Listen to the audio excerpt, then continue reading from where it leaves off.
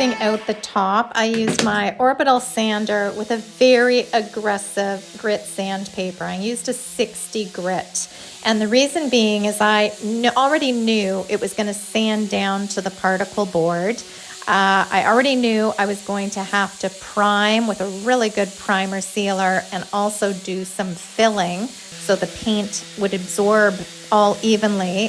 So I just wanted to really get in there with an aggressive grit and start sanding it down. When you're sanding down a laminate piece of furniture, as you can see here, it really doesn't matter if you go with the grain. You can just go any which way you choose because there is no grain to follow. This is not a real piece of wood. It's also not a veneer, and a veneer is a very thin piece of wood put on a subpar piece of wood to make a piece of furniture. Laminate, the way I like to explain it, is more like a piece of paper or plastic with a picture of a wood grain on top. So again, it really doesn't matter which direction you sand in.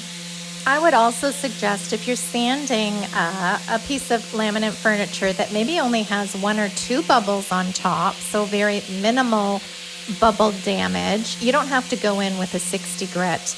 I just decided to use a very aggressive sandpaper because I had so much damage on the top of this dresser. So just to save myself some time, as you can see, the sander is eating through the bubbles very, very easily. But if you had a small amount of damage, you could always go in with maybe 120 or 120 sandpaper or whatever you feel comfortable with. And then you could also use a little bit more aggressive sandpaper just on the spot that it has the water damage on it.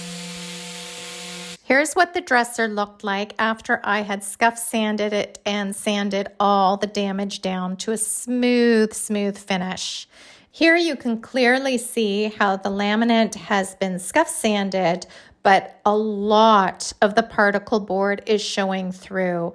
And this is the tricky part about getting a smooth finish, because if I was just to go in and give it a normal coat of primer and then paint it, where the particle board is, it's going to soak up that primer and paint very differently than the plasticky laminate parts. So I'd end up with a very, very uneven finish. So the key to getting a super even paint job and a super smooth finish on a bubbled laminate piece is to make sure you're using a sealing primer, so a stain blocking primer that's going to seal in that particle board, and also a filler. You need both. One or the other I don't think will work very well. So make sure that you're taking precautions to use a sealing primer, a stain blocking primer, and also a good wood filler that's going to fill in any of those gaps, scratches, the little divots in the particle board, etc.